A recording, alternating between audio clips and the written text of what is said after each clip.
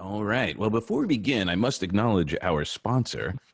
Are you feeling stressed out, perhaps overwhelmed by trepidation on what's going on today in the world? Perhaps you need to bust through your anxiety with your guided hypnotic meditation. Go ahead to guidedhypnotic.com and download your free anxiety-busting guided hypnotic meditation. That's guidedhypnotic.com. It's my sponsorship. All right. I like it. Here we go. Amazing friend here, one of the most brilliant people I know, but his brilliance is only exceeded by his integrity, his heart, and his incredible commitment to things bigger than he. And we'll get into that. But let's share I ripped this off your website here, so I hope it's current. Is it? It is current. We'll see. Okay. Throughout his career, Scott Klososky has stood in the nexus between technology and humanity. He has worked to define and help organizations discover the ideal blend of technology and human effort. He is widely recognized for his ability to forecast how technology will impact organizations, industries, and our world. He is the founder and principal of FPOV, as well as a renowned consultant, speaker, and author. Scott's unique perspectives on technology, business culture, and the future allow him to travel the globe, guiding senior executives and organizations ranging from Fortune 500 to universities and nonprofits and countless professional associations and coalitions. He has worked with organizations such as American Fidelity Assurance Company, Roche, IBM, General Motors, Georgia Pacific, Legrand, International Franchise Association, and Great Clips. He regularly speaks in front of major conferences, helping leaders in countless industries improve the way they integrate technology into their organizations. He's the author of 4 books, including his latest title, Did God Create the Internet? The Impact of Technology on Humanity. Oh my goodness. So first of all, you have to say, we first met when you were speaking at Tony Robbins' Business Mastery. And you are definitely one of the best speakers to be at that place. And those events, every time we saw you, were, of course, just blown away by your information and what you had to share, and your acute look at where is technology taking us. So how has technology been supporting us lately? Wow.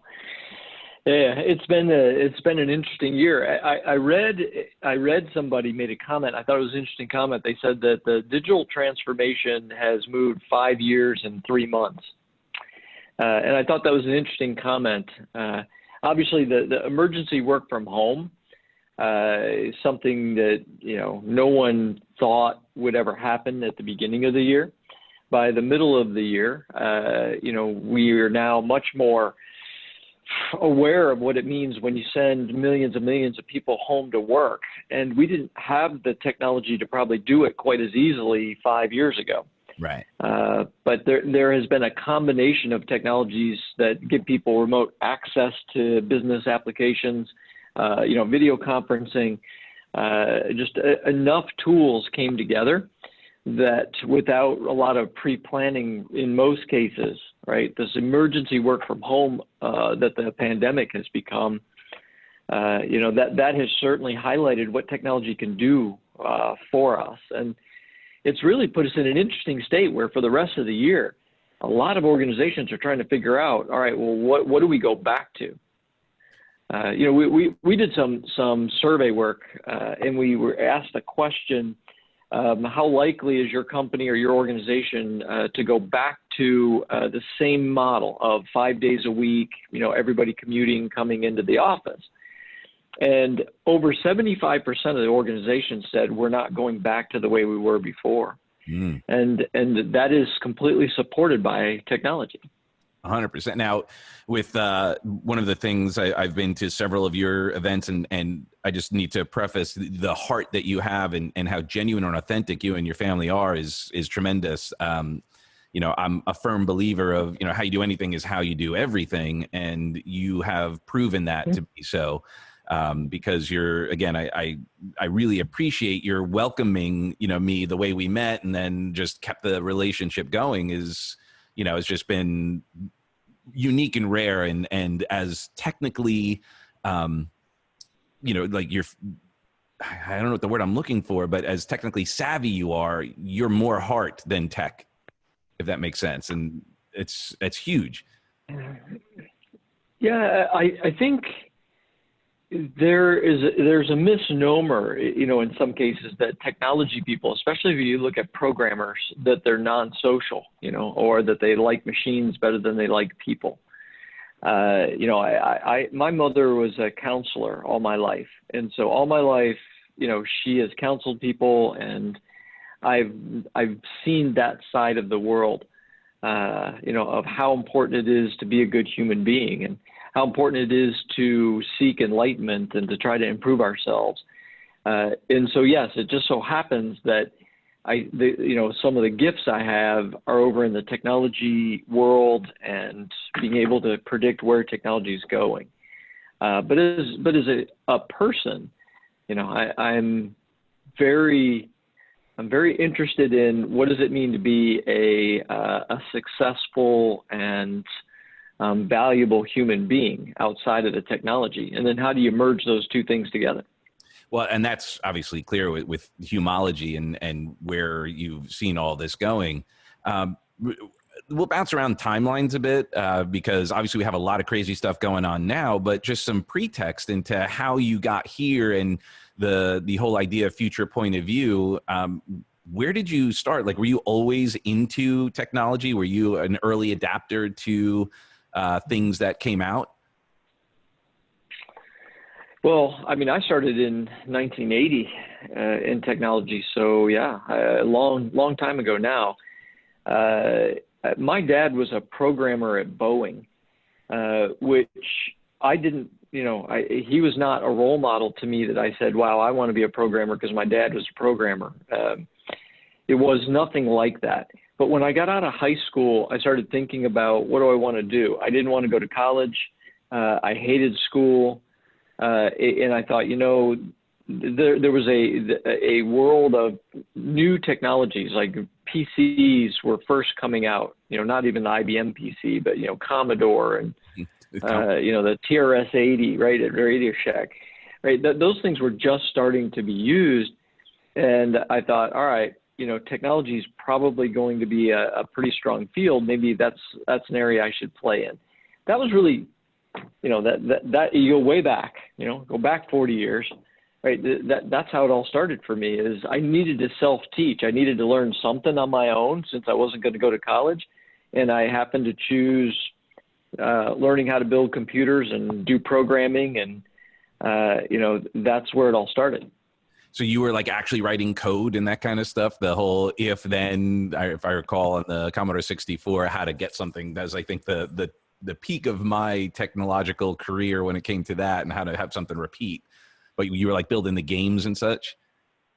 Yeah, it was crazy. I built business applications, even back then, not ever games. Yeah, so I worked for a company that put me as a lowly person in their new computer department and just turned me loose, and you had to teach yourself everything. So I remember teaching myself BASIC and then writing an inventory program, right? Just a program to maintain inventory at the company that we were at.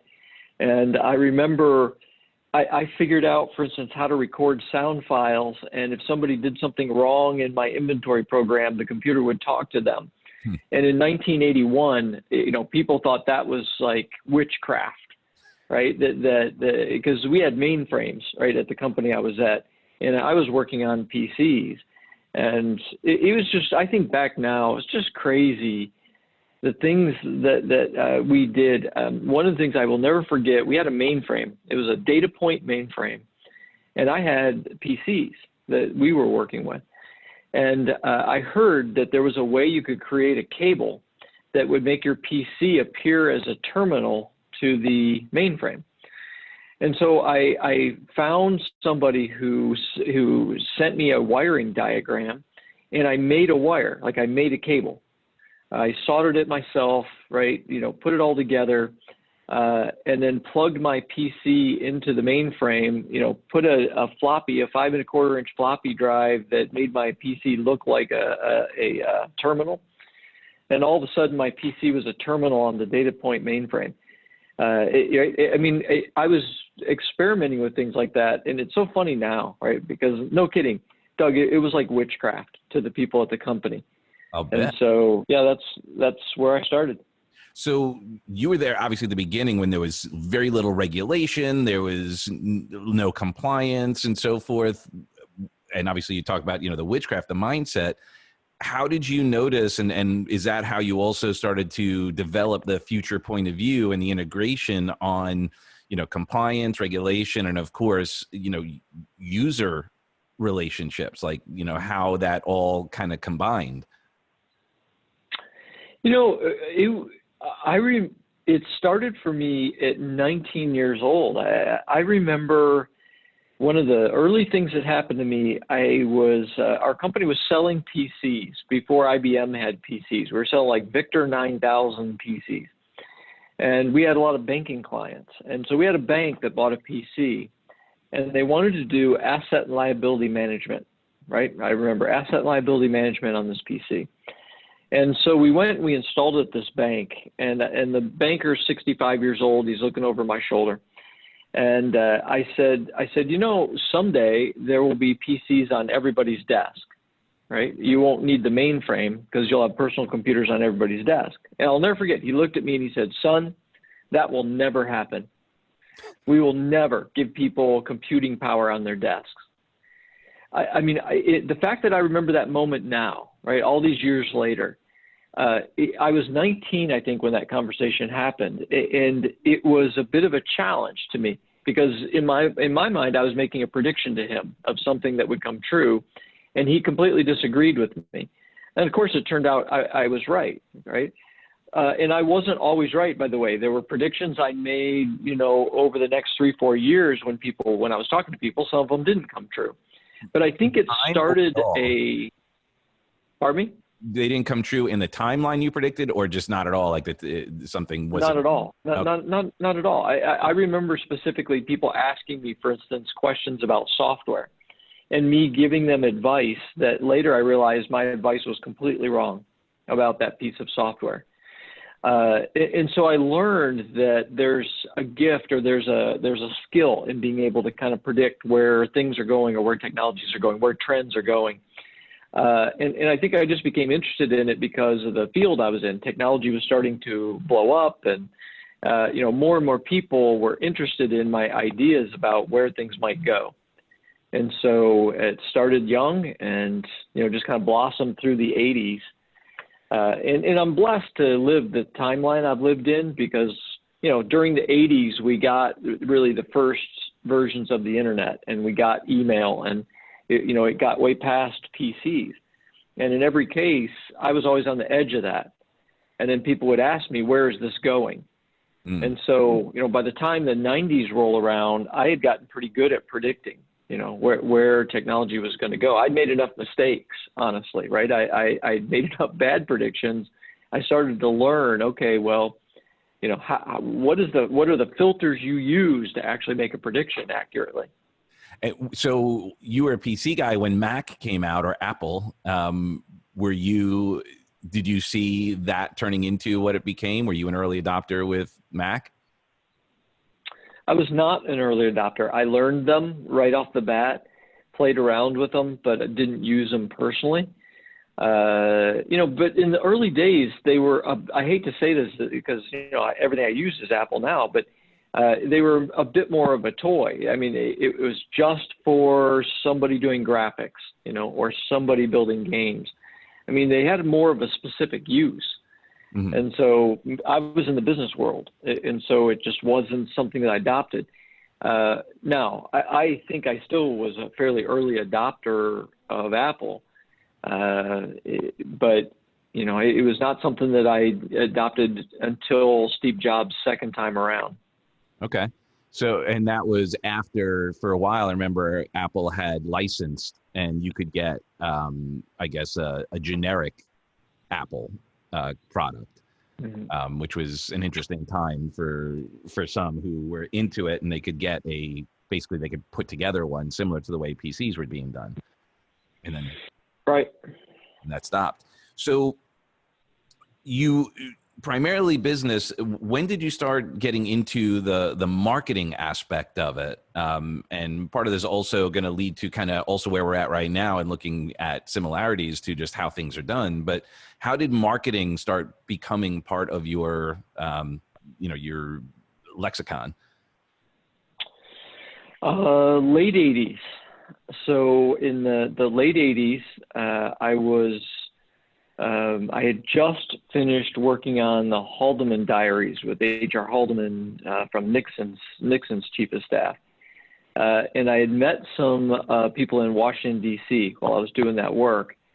And the two other guys and I started talking about that we thought digital was going to play a role in marketing. And at that time, this is when AOL was brand new. There was really no internet at that point. There was no web. Mm-hmm. And so, but we had this idea of what would a digital advertising agency look like. And so we basically built a company that started off, and all we did was build CD-ROMs that were used for marketing. And then we built almost all of AOL's banners. And so if you remember in the early days of AOL, they did a lot of banners, and you would click on the banner and then go to some advertiser. Mm-hmm. Well, we had learned how to design the banners to get the highest click-through. So, we started a digital marketing company in the late 80s before that digital marketing was really even a word. Wow. And so that's how it happened. And it's just these other two guys and I built a company, which we eventually turned into the company webcast.com. Oh, wow. Cool.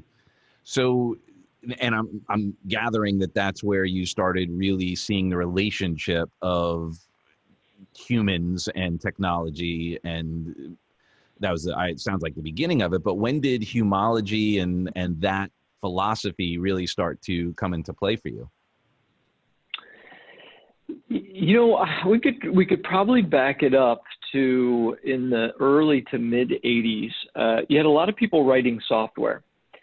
This was before there was an app for everything, right? So, for people who are too young to remember this, or people who are old enough to remember it, back in the 80s, there was an explosion of people writing applications, and a lot of them on 5 1/4-inch floppy disks, that you'd either buy or somebody'd hand to you. There were a couple of applications that were, I remember one of them was all about your physical life, right? And helping you physically. Just to be healthy, and I remember when that came out, and it's so crude, right? But I remember the first time I ever saw it and thought, it had an interesting impact on people when they actually used the program to try to figure out how to eat or exercise better. There were all kinds of things like that coming out back in the 80s. And I would see these programs because I was a bit at a nexus where I would see a lot of things. I would watch people use them, and I'd watch the impact on people.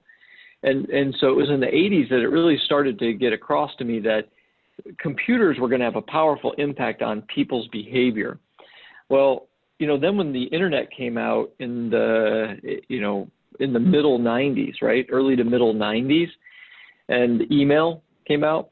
Well, now all of a sudden a whole nother door opened, because now it wasn't just a piece of software on your computer was attached to everybody else's computer.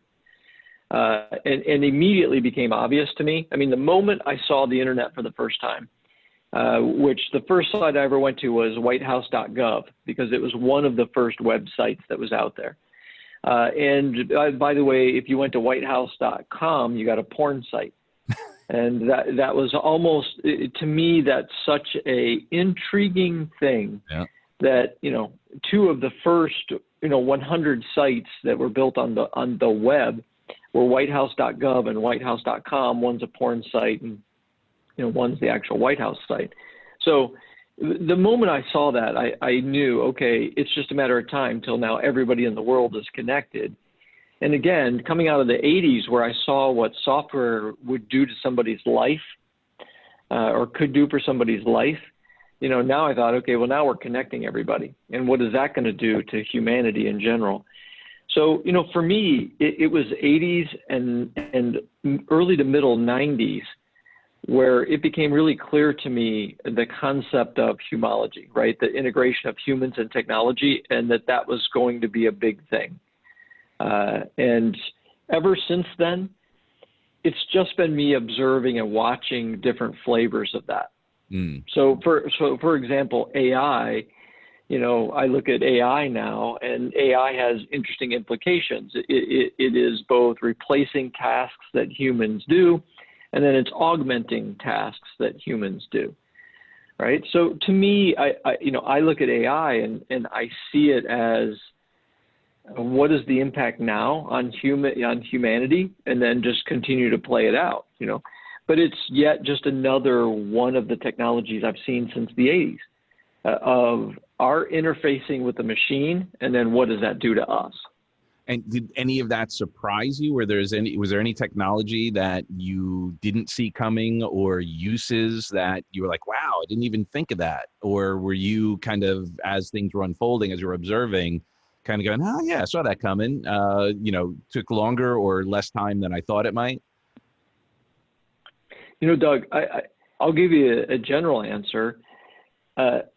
I am always amazed at the negative uses that people find to do with technology. I'm not usually amazed at the positive uses. The things that amplify humanity.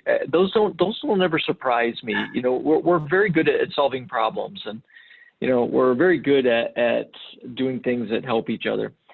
I'm just always amazed at the way people figure out how to use technology to do something that is unhealthy, right? Or causes chaos. So for instance, social technologies.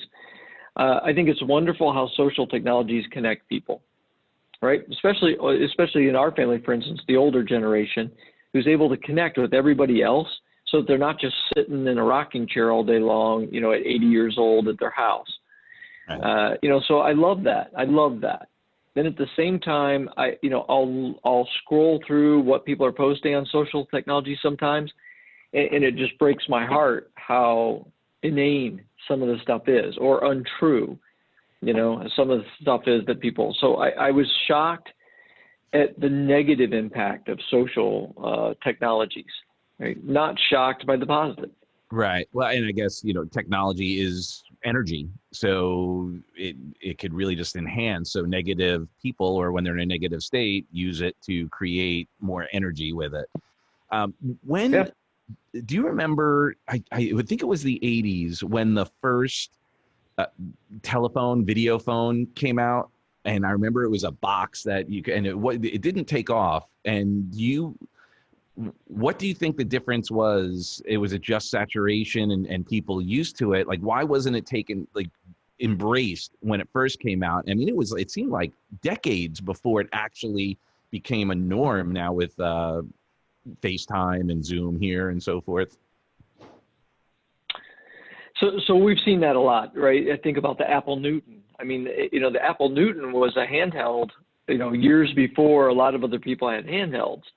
And I always find that interesting, right? That the Apple Newton came out, again, back in the early 90s and didn't go anywhere. And then the iPhone, some years later goes wild. Right. And they were both mobile devices. Some of it has to do with the quality of the technology. Sometimes the early entrants, the quality just is not there.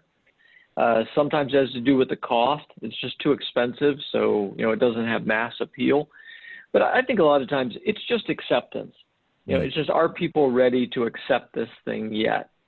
And video was like that, right? I mean, we had video capabilities years before people accepted that. Think about how much Zoom has blown up, or video technology has blown up during this work from home. Yep. We've had this stuff for 5 years. We've had it for 5 years. Why weren't we doing this much video conferencing 5 years ago? Why were we not flying across the country for a 1-hour meeting? Like, why didn't we do this 5 years ago? Right? There's no technology reason. This is just humanity accepting a new way of doing things. And I think sometimes we invent things from a technology standpoint. We invent things, they work really well or work pretty well. People just aren't ready for them yet. Right. So now cutting to like more current timeline, obviously no one saw all of this coming. How did that impact because you have multiple, plate spinning, you have your speaking, you have all of that as you help businesses and grow your businesses from doing that. Then at the same time, you have organizations relying on your tech savviness. Did you have a lot of this already in place, i.e. the video conferencing and all that? Was this part of your future view, your high beam thoughts that people would be doing less of the flying across and so forth? You saw it coming and this just sped the process up and you already had the infrastructure in place? Yeah, that's clearly. I don't even think so much about work from home. I think about it as distributed work, right? I've been talking about the concept of distributed work for 10 years. It doesn't make sense to say, my company is in Cleveland and I only hire people who are around me in Cleveland. It really doesn't make sense for some of the positions. Now, if you're a manufacturer, absolutely, you need the people in Cleveland to come work at the manufacturing plant. But there's a lot of positions, marketing, right, or sales or whatever. There's a lot of positions you don't need the people to be in Cleveland, especially if your customers are all over the country. Right. So I've been talking about distributed work for years. None of this was a surprise to me other than the catalytic event, right, that sped it up. That's it. It isn't that I didn't think a pandemic might happen someday. I had asked myself over the, H1N1 and Ebola and every time we would have something like that in the back of my head, I would go, someday the big one's coming. Right. Right. Someday the big one's coming. Didn't think about it a lot. I never did the math on what that might look like. But from a technology standpoint, there's been nothing this year that I've seen that really surprises me. It just sped up using tools that we've already had around. So did that increase, was there pivoting within your clients and said, okay, well, we can't worry about that. Let's now just kind of pivot into this technology. And then the next step is, I guess, looking at the psychology. I think a lot of my experience has been a lot of the reason why people would say, I only hire people in Cleveland is because they want to be able to monitor them. They want to make sure that they're not, showing up late and coming and so forth. So new security and other technologies, I guess, may be part of the comfort factor that you've developed. Yeah, so there's a trust level that some companies are getting that you can use a work from home model. Look, the way to think about this, Doug, is there will be 5 different work from home models. And I think almost every organization will go to one of these 5, right? Either a full work from home. So we're a small company and we really don't need an office. We can just do distributed work. Let's just say I'm in the heat and air company. Right? I don't need an office. Everybody's out in vans. We just don't need an office anymore. Right? So full work from home, partial work from home. Let's say I'm a manufacturer. I got to have some people come into the plant, but the rest of the people can all work from home. So partial work from home. Voluntary work from home. Right? So anybody who wants to can work from home, or if you want to work from the office, you can work from the office. Right? It's your choice. What I'll call HR mandated work from home, or HR allowed, where HR says we're going to give you 45 work from home days a year, and you can just pick them, right? Whatever 45 days you want to work from home, take them. And then the last one would be a scheduled work from home. So in other words, we're all going to work together Monday, Wednesday, but we're going to work from home Tuesday, Thursday, Friday. Unless you just don't want to. If you need to work at the office because you have a bunch of distractions at home, come to the office. But those are 5 different models. And I think what's going to happen is every company will move to one of those 5 models.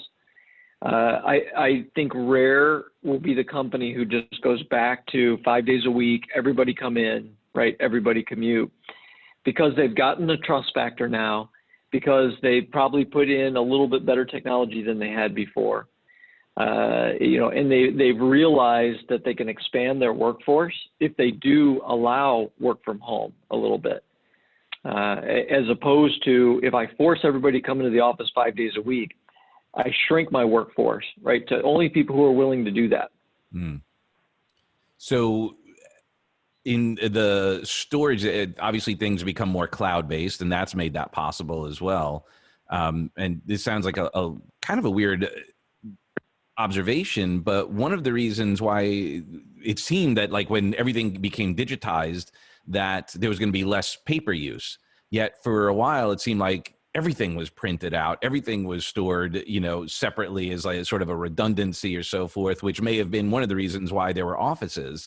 Have you found that people have gotten more used to the exclusive digital storage where they're not feeling the need to be printing out as much, and that also facilitates less of a need for office space? Yeah, no question. I'll give you a perfect example. There was an organization that we knew that had a payables process, and the payables process was people sent them invoices, some on paper, some electronic. They would print checks. They would take them to the CFO. The CFO would sign all the checks, and then they would stick the checks in the mail. Right? That was their payables process. COVID happens. They have to pay bills. No one's sitting together. You can't print checks because you're not at the office. The CFO can't sign checks, right? So they very quickly switched over to a fully electronic payable system and made all their vendors submit everything electronically. They okayed it electronically. They ACH'd the money into people's accounts. They went completely electronic, and it took them about 2 or 3 weeks. Now, they were forced to do that, right, because of COVID, because they couldn't all go down to the office and do the process in the old way. So there's a decent amount of that, right, of, you can't print paper if you're not at the office, or if you did print it, you can't share it with anybody. So, this just, again, sped up automating processes. And that comment about the digital transformation went 5 years and 3 months, that's why people say that, is because it forced companies to automate. I got to laughing about how many companies rolled to Microsoft Teams. Our company had been on Microsoft Teams ever since Teams came out. Now, we had a lot of clients who called us and said, we're going on Teams. Like right in the middle of this, they emergency rushed out getting everybody on Teams. And again, I kind of laughed because you could have done this anytime in the last 2-3 years, right? But this just forced you to do it. And now a lot of them are Teams bigots, right? They love Teams. It's the only thing they're going to use, use it from now on. So it's kind of funny. But you're on Zoom right now. How come you didn't have them use Teams? Yeah. But I get it's so for us, because we have lots of clients. We have some clients, they will only use WebEx, and some clients that will only use Teams and will only use Zoom, and they all have their reasons for why they will only use these things. And we end up having to use everything. Whatever the client wants, that's the platform we have to use. And I'm sure some of them who are on it now kind of like, why didn't I start this sooner? I could have done this, 2 years ago, 5 years ago. This would have saved, so much. So looking at, one of the things you're so brilliant at, obviously, is that high beam look at things. Where do you see offices, though, actually going? Do you see the buildings closing down, like the footprints just shrinking? I think you'll see the footprint shrink, and that the offices will change. I think you'll see a lot more meeting space and more hoteling. So I think you'll see less and less assigning an office to people.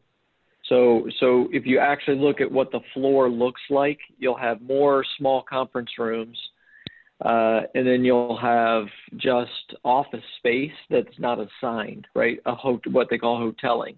Right. And so I've talked to a number of commercial real estate organizations, and they're already heading in this way. I mean, they already have figured out we've got to reconfigure our buildings because this is what companies are going to want. It just the days of putting everybody into assigned cubes or having big offices that people are assigned to, those are going to go away as more and more people are either working from home or more often they're doing a hybrid. right? So, They're only in the office a couple days a week. so do you think it'll be kind of like, well, WeWork now defunct, but like places like that, or they're just going to, for their office, say, hey, just kind of pick a space and not necessarily be leasing spaces like at a Regis or something like that? You're going to have both. I think you're going to have, you're going to have a Regis in some cases. I think, again, it might just be configured a little bit differently, or you're going to have just shared space places where people can go. But if you are a big corporation, I think less and less will you be thinking, I need a big building. It's like I can use less space and save money and reorganize that space so that it works more for people coming in when they need to come in. Right. So how do you then now see, as we transition a little to kind of the way you've been marketing and building your business, one of the ways you do so is public speaking and going into conferences and that kind of experience. How do you see the hybrid working as far as, my personal preference is speaking in front of the actual people rather than doing it virtually. I don't know where you're at. I'm going to guess you're probably very comfortable in both, but there is an element of being on, in a group of people, and you use technology there. You use the iPad, and you're able to communicate and have questions that way. Where do you see that going? Yeah, so it's a huge question right now in the speaking industry. The first question people ask is, will we go back to having in-person events? And the answer to that is absolutely we will. People love to travel. I think this gives people an excuse to go to another city, right? So they love to do that and paid for by their company. Right. And then they love to network, right? They love to get together and network. So I've never believed that annual events, right? An association's annual event or a big company's annual event, I've never believed those will go away. Those will come back as soon as people feel safe to do it. I think smaller events will move a bit more hybrid. I just did an event that had 50 people at it in person and, another 20 people online. So I think smaller events, you may see move a little bit more to hybrid models, where some people will get together, some people will attend online. I think what you'll see a large growth in is video only events, but I don't think that those events necessarily are replacing what used to be in-person events. I think they will augment it. So we'll see more online only events where we did not have an event before. Okay, so in other words, somebody who's starting an event new from the ground up, the way that they will start it is as an online only event. And then maybe later, right, it becomes an in-person event. And so I kind of think that's where events go. From a speaking standpoint, I think, no question, I like talking in front of people more than I like talking in front of a camera. With that said, you're right, I'm completely comfortable with both. I don't have a strong emotional need either way. In other words, some speakers, if they need to feed off the energy of the crowd, I'm not that way. I have just as much energy if I'm talking to a camera back in our studio. Right. In fact, I have a rule. Our people never tell me how many people are watching. Right. And it's not because I care if there were 1,000 or 2,000 people watching. It's that I don't want to be any different if there's only 10 people watching. Right. So they just never show me or tell me who's out there. And I always talk to the audience the way I always would, with the same amount of energy. So I'm a little bit ambivalent. The big deal is travel. Right. So when you're a speaker, and I am one who has to travel all the time to speeches, that's the thing is, all right, well, it wouldn't hurt my feelings to have half my talks be in person and half my talks be on video. Right. Especially sometimes, international. I don't mind international travel if I'm going to go stay at a country and it's a country I want to go to and stay there for 3 or 4 days. Right. I don't like international travel when it's like, Scott, can you come give this speech in Paris? And I'm flying there and flying right back, the next day, to do a 1-hour speech. So. Well, so then now go ahead. Well, definitely the market's going to change. Probably won't change as much as some people think it will. in that there'll still be a lot of in-person events, but there will be a burgeoning growth in video-only events. And I think if you want to be a speaker who can really help the world, you're going to have to be very comfortable in both formats. Of course. And do you see, like, I know Tony Robbins he did the hologram and so forth. Do you see technologies like that going to have more focus, and people are going to experiment more with ways to make these virtual experiences more engaging and more multidimensional, if possible? Yeah, I really do think so. You know, Doug, I spent years going to Life Church, right? And Life Church is now, I think, the largest church in the U.S. And they pioneered doing video delivery of Craig's messages. And I went to Life Church when it was all in person. It was one location. So I was around when they bought a second location and then a third location, and when Craig couldn't drive around to the locations anymore. And so he started to use video and just preach from one location and do video at the other ones. And I remember people saying, it'll never work. It'll never work. The pastor's got to be there in person. And Craig and his team tried it, and it didn't seem to bother people at all, right, to have him up on a big screen. That wasn't hologram. That was just video. Right. And, of course, now, you know, Life Church and other churches are doing that kind of thing, you know, at campuses, hundreds of campuses all over the U.S., where there's not a live pastor presenting and the audience is fine. Well, it is. You know why? It's a hybrid there, though, because they do have like the junior pastors. So there is some. Sure. It's not like they're just the going. Campus pastor. Yeah. Yeah. They got a campus pastor and they got music. You know that it's local musicians. So it is. It's a bit of a hybrid, and it's the same thing when you ask about holograms. Sure, we're going to get better and better at technology to be able to hologram somebody so it looks like they're live. But I think what's going to become more and more normal is you're going to put on an event, you're going to have 4 speakers, right? 2 speakers are going to be there in person and 2 speakers are going to come in on video. And I think that's going to be a very normal way that you do events from now on. Whereas in the past, the thinking was all the speakers have to be there in person. And I've never understood that. I just never have. Think about the last event you and I were at together, right? The Great Conversation event that Ron Werman puts on. Everyone has to be there in person. And there's no reason for that. He could have 2 or 3 people be in person and 2 or 3 people come in on video. The audience would be perfectly happy with that.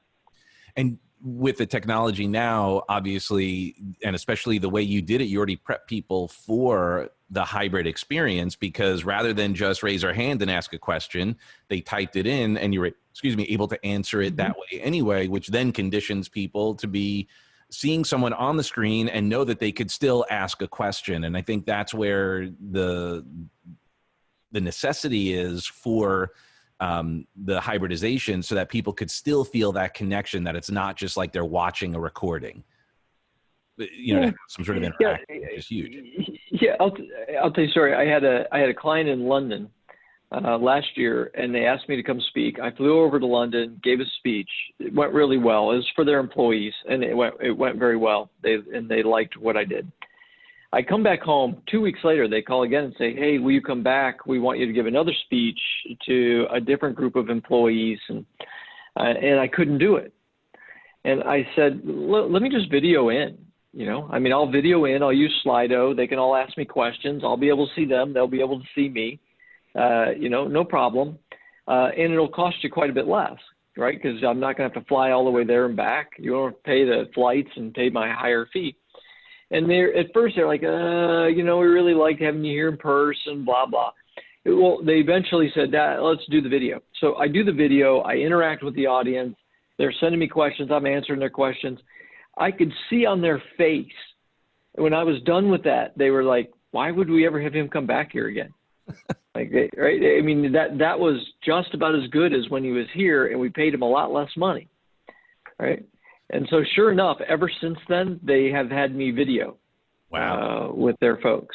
Now, I love London, right? I miss the trip to London in some ways, but I would rather do more speeches for them and do them by video than do less because I have to be there in person. Well, and good friend of mine who's a speaker, he actually, his model is when he does virtual, if it was that situation, his fee actually goes up because they're not paying. So it actually, they save money and he earns more because he's like, look, you're saving a good $5,000, or if you're if you're flying your other people in and all of that, like I just saved you $15,000 to not come and do it. So, my fee actually just went up. And he doesn't say it quite like that, but that's his rationale. And it hasn't been an issue. And I'm not suggesting you raise your prices by any stretch. I'm just sharing another person's perspective, another speaker who's been dealing with this same challenge and saw an opportunity that since he was saving the company money, he was going to, profit a little. Yeah. Yes. The other issue is if you could do more of them, now you have a volume.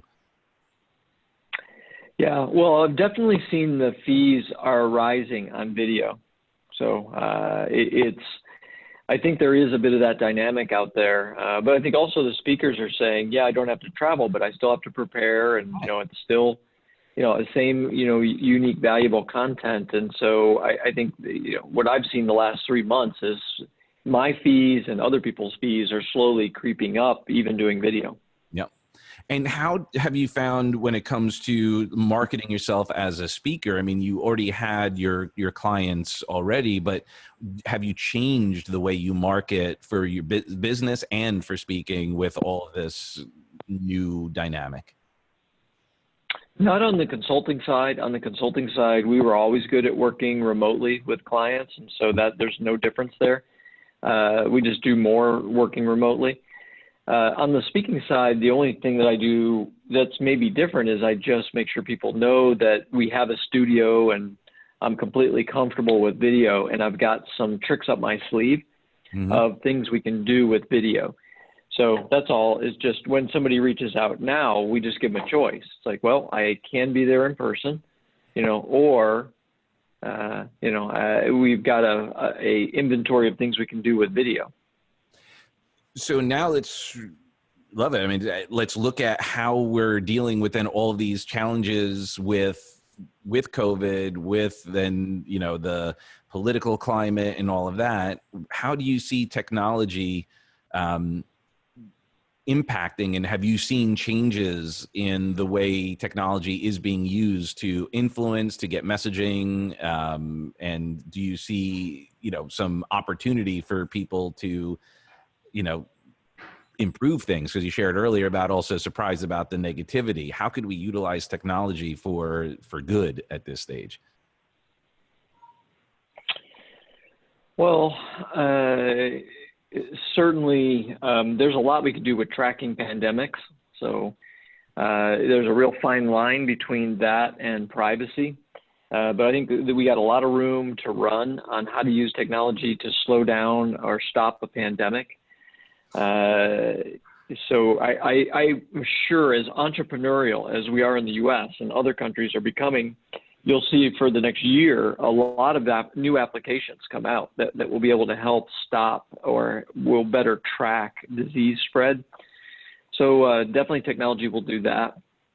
I think automation, no question that when you send a bunch of people home to work, you start seeing what it is that you need to automate. And so there will be ripples in the pond now for a year or two of organizations automating things. So they say, hey, the next time this kind of thing happens and we have to go emergency work from home, we want to have automated a lot of these processes so that we don't have problems, when people go work from home. So I think we'll see technology used to do a lot of automation, which means a lot of AI, a lot of RPA, right? A lot of machine learning.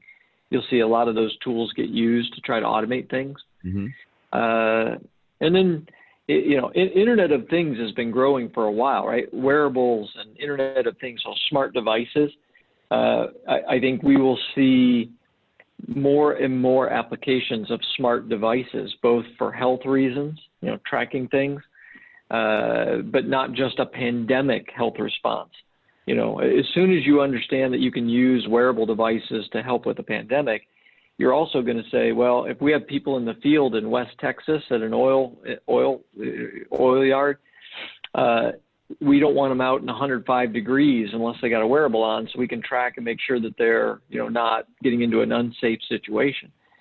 So I think we'll see more and more use of Internet of Things to gather huge amounts of data to be able to tell us the status of a device or the status of a person. And so now what's so interesting about that whole conversation, when you talk about, the trust factor and so forth, the homology of it, and then how this all started was with the programming of the technology, which comes from the human. How, we've had this conversation before about, autonomous cars, like, how are they going to make a decision? Do we, hit the kid or do we hit the tree? Does everyone die or just the one person die? Without infusing, and not to say that technology is immoral, it's agnostic. It is basically whatever is programmed into it. How could we have some checks and balances as we do? That's not true. That's not true. Which isn't? It's not true that it is what we programmed into it. You got to separate two things, okay? If there's an AI, like autonomous car AI, that we've built and we've programmed it as human beings, then we have set the ethics in that. If you develop self-learning vehicles or self-learning AIs, then we have not built the ethics in those because they're self-learning. So they may go develop their own ethics. So unless we put parameters around that, there are situations now where AIs are basically creating their own ethics. And then, so anyway, I just want to make sure. You have to be careful when you say that there's a huge ethics problem with software, right? A huge, with the ethics of the software. It's a huge issue that we've got to be careful of in many areas, including autonomous cars. I just want to make sure that you got the distinction. Yes. Well, there's a difference between I wrote the AI, it's got my ethics, versus it's a self-learning AI, it's developed its own ethics. Got it. Well, and I guess where I was going to that is like Ultron, like then, the Marvel AI that, granted, I guess the theory behind, again, I know it's science fiction, but the idea that there was that amalgamation of the, Tony Stark and what's his name, the other Jarvis and all of that, which has some fundamentals. But when you talk about tracing and all of that, the pandemic, and then an AI says, well, you know what, the best way to solve this problem is just to kill everybody, and then we won't have a pandemic problem. Yeah, so that's the boundaries that you'd have to put around an AI, the ethical boundaries. You'd have to be able to say, we're looking for a solution, but here's what is not a solution. And we can do that with software. I mean, we have an ability to say, we want you to look for a solution, but here is what is not a solution. So these come off the table. Everything else is a possible solution. Now go, try to figure it out. Which then brings me to, then you have the homology aspect, and we have a lot of human error and decision making based on numbers and so forth, that we can look at our history and say there have been some really bad decisions made based on whatever criteria those decision makers had, and then infuse, we talked earlier, your faith. How can we start incorporating maybe a new level of ethics, morals, and almost a spiritology, where we're acknowledging some ecology that is kind of transcends the black and white of things. And I don't mean that in a racial way. I meant in a digital versus analog way. Right. Well, there has to be a layer of ethics that gets integrated into the autonomous machines that we build. And I think that's the simplest way to think about it, is to say there has to be a layer of ethics that we have to build in. Let me give you some examples. You have a robot in a factory, and the robot is helping to build cars. The layer of ethic on the robot is if a human being walks within 10 feet of your swing arm, you stop. Mm. You stop moving, because you can't know if the human is unwise enough to step right in front of your swing arm and get hit, and it might kill him. And so I have a layer of ethics built into my robot that says if a human comes within 10 feet of your swing arm, you just stop, right? Not you try to be careful of the human, you stop, because you don't know what the human's going to do, right? So in software, when let's say you have a lending system, so you have a piece of software like Rocket Mortgage that is making an automated decision on doing a loan, okay? There has to be a layer of ethics that's built in there that says you're not going to turn down loans just because they live in the inner city. Because if you let the AI figure out itself what loans it's going to make, it's going to do what's called redlining, right? It's going to say, well, I'm not going to do any loans in the inner city because I've had too many that go bad, right? Well, that's illegal. So, there has to be a layer of ethics that says, no, you have to look at every loan on its merits, and you can't look at where it is physically. So there are so many places today where we need to apply ethics where it's not getting applied in the software, or the ethics that are being applied really need to be questioned. A simple example, I'll give you two examples. If you look at Tinder, right, you look at the dating apps, there's an AI behind the dating apps that if you swipe left, right, on 3 women, Doug, that happen to be blonde because you like blonde women, well, now the algorithm goes, oh, well, Doug likes blonde women, that's all we're going to show him, right? So that is now a bias that is built into that software where they think they're trying to help you. But what they just did was narrow down the field of people you could actually have a date, to only blonde women, which is not wise. Like, that's not smart. Well, it gets even worse if you look at predictive policing. Like, predictive policing has done a tremendous job of getting police to go physically be at places where crime might happen today, right? It's cut down crime by, let's say, 40% in some major cities. So predictive policing is great. Here's the ethical problem, and I noticed one city in California banned predictive policing a couple of weeks ago.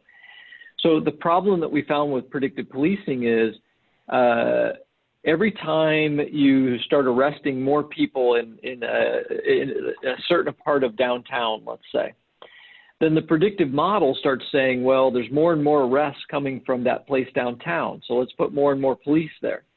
So when you put more and more police there, there's more and more arrests. And so it becomes a self-reinforcing AI that just says, well, the only place you need to be is right here. And well, since the police are all there, then they're only going to arrest people that are right there. So what happens is, let's just say you have a predominantly white neighborhood and there hasn't been many arrests there. Well, then they never have police there. So now there's never any arrests there. And if you keep sending police to a predominantly black part of the community, well, then that's where all the arrests are coming from, right? Well, pretty soon the AI says, well, there's no criminals over in this housing edition. All the criminals are over in this edition because that's where all the arrests are coming from. There you go, right? There's an ethics problem. You automate and you use AIs to drive behavior, and at the first glance, it works pretty well. But if you don't apply an ethics layer to it, it just can get out of control. Well, and yeah, it's like the built-in reticular activator system of our brains into computers, and we see that with everything. Like even on Facebook, the whole idea is whatever you engage in, Facebook wants you there. So if you're on Facebook going arg arg arg, I hate this person, that person, you guys suck, and then more people are engaging, Facebook goes, oh, that's what you want. Okay, here's more of that. As opposed to if you were going peace, love, and granola, and then Facebook goes, oh, you want more of that. And that's like high level. And then obviously there is a human element in there as well with, the way they program, I guess what now they decide, what is hate speech or offensive or whatever. And again, that's doing their best to put in a layer of ethics, but then, now you're back into whose ethics? By what standard are we deciding? Because, because we have different models of the world, we disagree on what is potentially ethical or moral to begin with. Yeah. So you're talking about the echo chamber effect, Yeah. Mm-hmm. right? I mean, and yes, technology and AI can create an echo chamber effect that is not healthy at all. And again, without some layer of ethics on top of that says, hey, when Doug searches for something, I'm not going to give him all Republican stuff. And today, that's the way the algorithms are built. Oh, Doug loves Republican stuff, so we're only going to show him Republican stuff because that's what he wants. Well, that's missing a layer of ethics, right? That would say, no, we need to at least give him 20% or 30% of an opposing opinion. Mm-hmm. Right. So, we'll get better at this. We're not that good at it now, but we'll get better at understanding there has to be an ethics layer integrated into almost all technology. Well, I'm hoping that we could do this on a human level too, because it's not just Facebook that is doing that. I'm sure you've seen with all the challenges today, people actually saying, if you don't agree with me, go ahead, defriend me. Creating their own vacuum, creating their own echo chamber of only having people and communicating people with who agree with them and vice versa, which is creating an even wider divide. And technology is supporting it. And that's such an interesting time as we watch it. I mean, that's the pain I see is so many people in pain and then it being propagated and pushed forward by the way they use their technology, which reinforces the very pain they're experiencing in the first place. And how do you interrupt that pattern is such an interesting challenge. Yes, technology amplifies.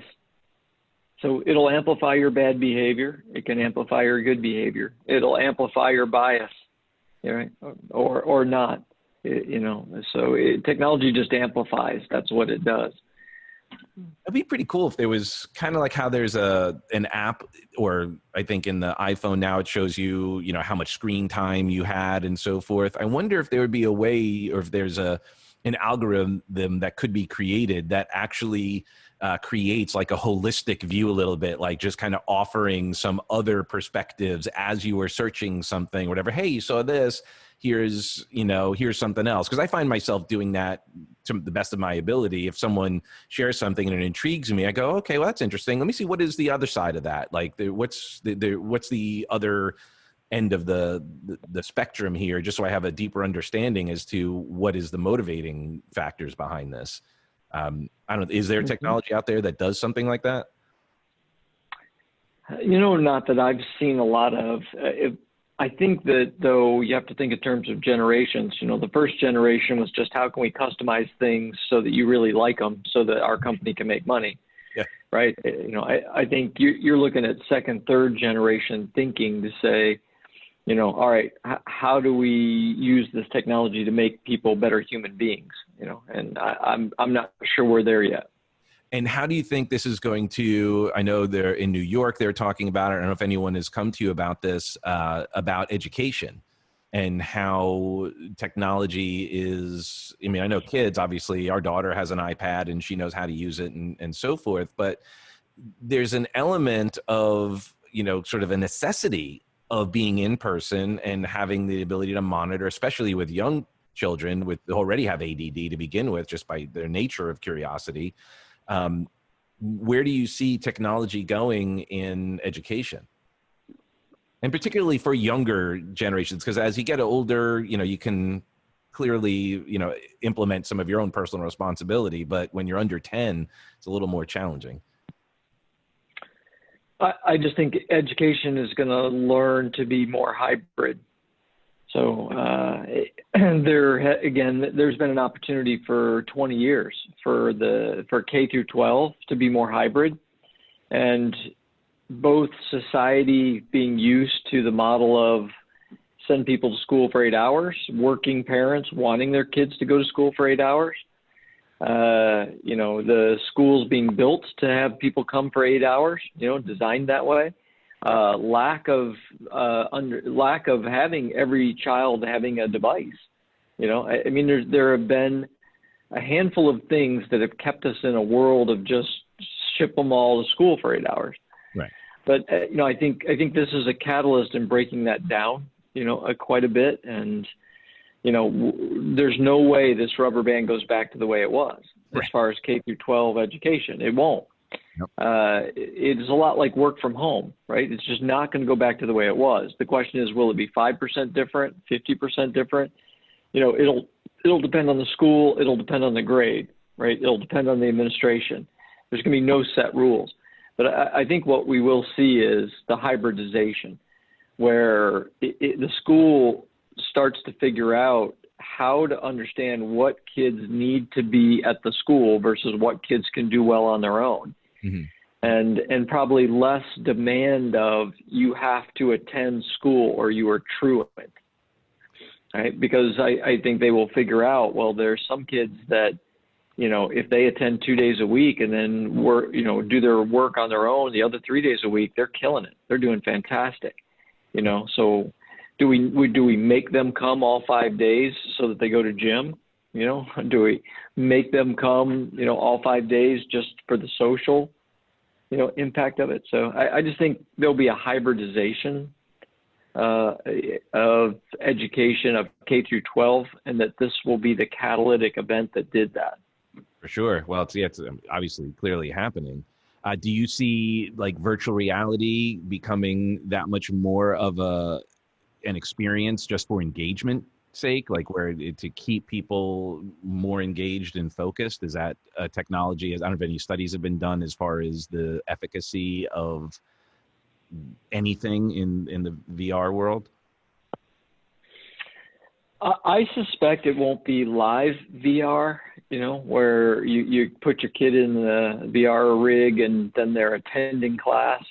I think it'll be more, you'll see VR with specific lessons. Mm. So if you want to teach a child about what it's like to be Native American, you'll send home the Native American VR app.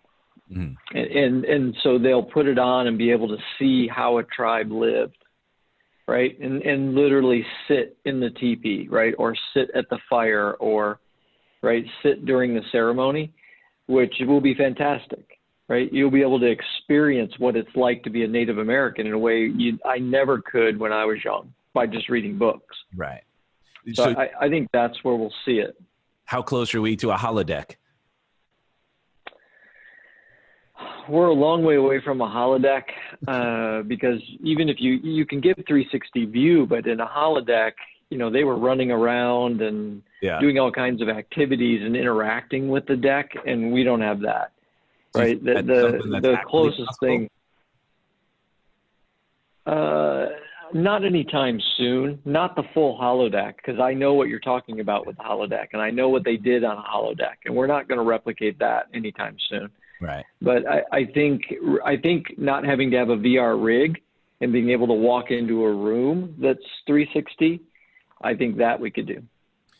Yeah, actually, just come to visualizing that. We make these green screen rooms. There's no reason why we couldn't have it all be, between holograms and, I guess, imagery, like just plain old 3D imagery on the not printed, but, projected or injected. Right. That would be, which is fascinating. Right.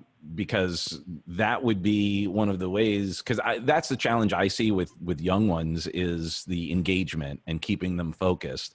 Because the other thing I even noticed with our daughter, she's 5, but her attention span, even when she's watching, the iPad, sometimes she only watches, 20, 30 seconds. She's like, okay, next. And there's that if they have the ability to do so, they will.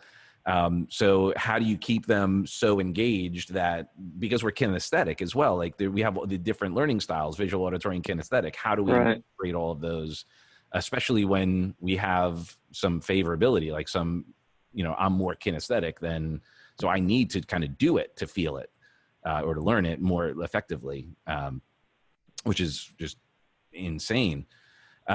So when you look at all of the things that are happening right now, and things have been speeding up, do you see any things in particular that we should be sort of aware of that, as a person, whether it be personally or professionally or spiritually, with how we can embrace the speed at which things are happening at this point? I'll tell you the number one thing that I think people need to do is really consciously improve their learning ecosystem. We talk a lot about rivers of information, that the internet and technology has created an ability to have rivers of information into your mind. And I think one of the things the opportunity they're missing most right now is that they're not very conscious about the rivers of information into their mind. And so, I was just on vacation with some family, and some of them sat and watched Fox News for about 8 hours a day. Right? That's a lot of period. Yeah. So it's like, well, you get points for, watching something where you're learning, however, you get minus points that's the only thing in your river. Yeah. And it's bias, right? Because almost any channel is biased.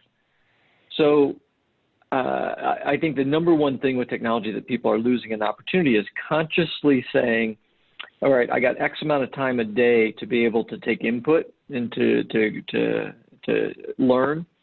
So what does that river look like? What does that learning ecosystem look like? And we do a lot of work at our firm on what is a learning ecosystem, how do you build it, what's a river of information, how do you build it, how do you become conscious of all of this, how do you maximize this, and let's say splitting it 50-50 personal and business. So I'm going to spend half of my time focusing on my career and how do I learn more from my career, the other half of my time, how do I become a better human being? And so as I look forward, if somebody says, hey, Scott, what's your advice for me? And I don't care if you're a young person or an old person, my number one piece of advice is going to be make sure you consciously look at your learning ecosystem and consciously understand the river of information coming into your brain and craft it, architect it so that you're learning things that are valuable to learn. And don't stick things in your brain that are not valuable because it's a waste of time.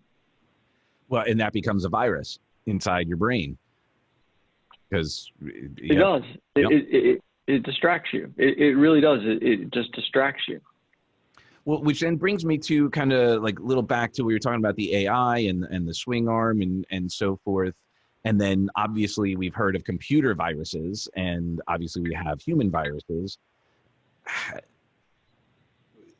An interesting analogy and model on how we deal with viruses, with humans, and ultimately computers in strategies to, I guess, clean the system, as it were. How do you see virus security and technology developing, considering that an AI could also be a virus? Well, we have cyber criminals now starting to use AI to be able to attack people. And then you have security people building AIs to try to defend. And so the sophistication level will just grow and grow and grow is what we're going to see on both sides. I mean, we're going to see more and more sophisticated viruses or attack vehicles and more sophisticated defense. And what we've seen for a little while is the criminals are a little bit better than the security people. And so that's why you see cybercrime has risen so much, right, over the last decade. And there are reasons for that, why the criminals move a little bit faster, than security people can move. But there's no question that intelligent attack vehicles and then intelligent security vehicles are fascinating, right, to look at what they're doing right now. And it's kind of overwhelming when you think about how much we rely on technology these days and how that's kind of, it's like it's a subculture kind of going on, and how do we mind guard on our tech and on our experiences, knowing that is bizarre, like just a whole other mindset. because we can't even trust sometimes when the phone rings. It could be there, we get a text and it's like, oh, you know, it's like, how does one not live in a bubble? And like you shared earlier with, you know, kind of being peaceful and all the chaos and all of that, when we're constantly being inundated where we've got to stand guard, yet at the same time, we've got to embrace the technology. Mm-hmm. Yeah, we're at a bad time right now. I think we'll get a lot better at being able to authenticate something that's happening, right? Or blocking something that we don't want. So we'll get better and better at this. But yeah, it's like I don't answer my phone. I mean, if it doesn't come up with a name of somebody I know, I don't answer it. Yeah, me neither. You know, the end, period. You know, and I think a lot of people have gotten that direction. So, you know, we're developing ways to make sure, you know, that we don't get abused. But that's tough for, you know, older folks and, you know, people who don't understand the game and don't understand technology as well as you and I do. Well, you know what happened yesterday? It just happened yesterday. An auto dialer for my mortgage company wouldn't stop ringing the phone.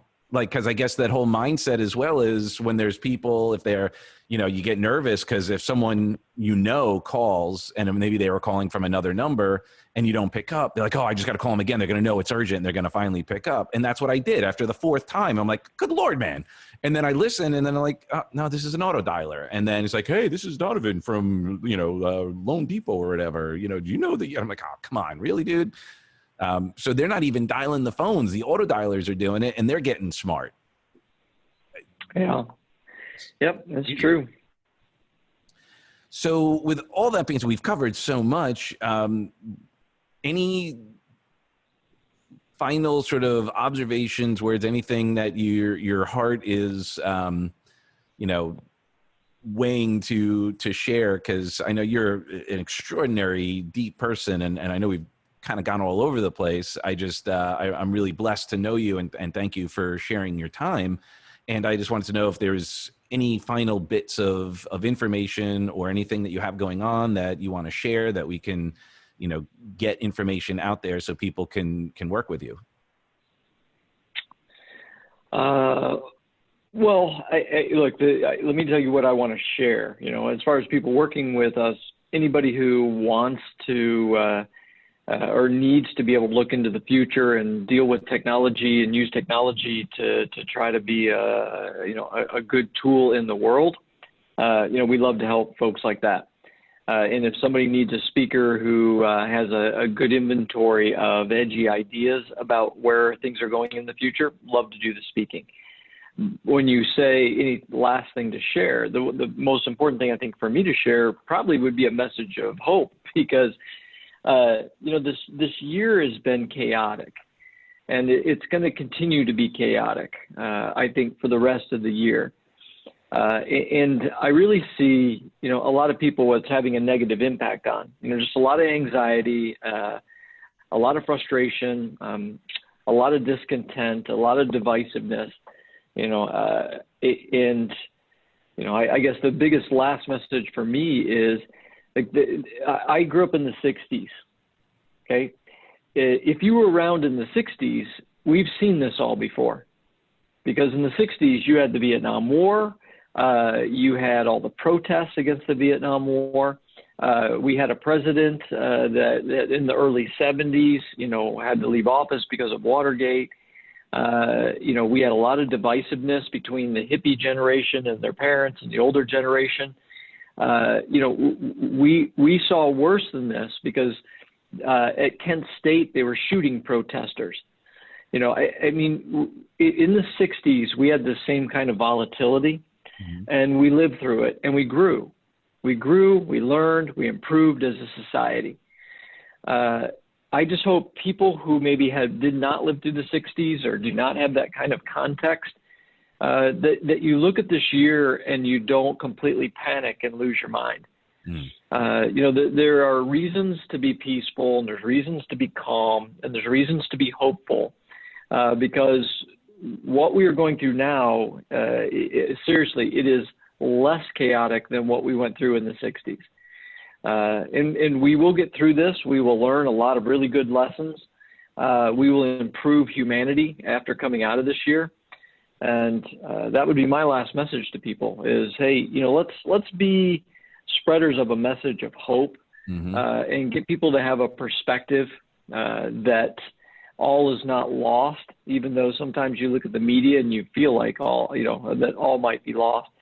This is just a chaotic year, and some years are like this. We didn't expect a lot of these things to happen. We have an interesting confluence. We just need to learn our lessons, make improvements, and then move on. Amen, brother. I mean, do you think that it appears worse than it is in context because of how quickly and how pervasively the information is shared, and dare I say that news has become more of an editorial as opposed to reporting? So people are kind of told what to think based on whatever consumption, as you shared earlier, whatever's information they're getting, and that hopefully it'll get over with quicker too? No question that social media and traditional media have completely changed things. We went from a world back in the 60s where there really was very little news. I mean, you had to watch TV at 6 o'clock or 10 o'clock. I mean, or read a newspaper. There was very little news, to a world now with an overwhelming amount of what can't even be called news in most cases. It's just opinion, like you said. And so we went from a world where you had to make a conscious decision to attach a little bit to the news to now a world where we have to make a conscious decision to detach. Yeah.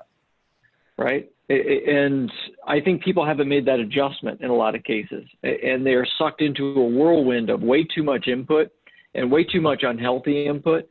And it's causing a lot of depression and a lot of anxiety and a lot of frustration. And I feel really badly for some of the people around me, who I see, who I can tell they're very strung out, and I just want to say to them, it is not as bad as it appears. It is not. And if you will remain calm and just work through this, as we all need to, you will find a brighter day on the other side of this. Amen. I mean, I do hope it's so crazy because while we're doing this, utilizing the very technology that is kind of sucking us or some out of the game, is that I think if people did spend way less time on this technology and pick up a book, pick up, an opportunity to educate in other ways instead of just, Googling or, getting sucked down that rabbit hole, because again, those algorithms are going to influence. But if you could actually just do some quiet time and connect with people again, and really come from a space of love and honor and respect and assume the best about people, we could definitely start turning the ship a lot quicker as well, because I think there's a lot of, that confirmation bias and assumption going on about others without really getting to know them, which is why I did do this, is to expose people to brilliant minds and hearts to go, hey, look, here's some other ways of thinking. Here's some other perspectives, and try it on. If it works for you, great. If not, that's okay too, but at least give it a shot and understand that, the people who have an opinion, it is coming from a positive place. The outcome is what we want to focus on, not the process on how we get there. Because as you know, there's all different ways to ultimately get to the end result, but we all need to be on the same page on that result. And I think that's where I think the conversation could best be suited, is like, where do we want to go? Like, how do we want the world to be? And then start worrying about how we get there, instead of just worrying about how and not worrying about what and why. Yep, I agree. Food for thought. I agree, Doug. We need a little bit more being proactive and a little less being reactive. Yeah, 100%. Well, brother, thank you so much. I love you for who you are, who you aren't. Love to your family. I know that, things are, crazy, and you guys are navigating it, and I truly appreciate you. And of course, if there's anything I could do for you, my resources are your resources, and, just continue the positivity and moving forward. Well, Doug, I feel the same. Thank you for visiting. I love the visit. Hopefully we gave some people some interesting ideas today. I believe we did, brother. So thank you so All much, right. and we will see you again shortly. All right. Sounds good. Thank you. Bye. All right. Bye-bye.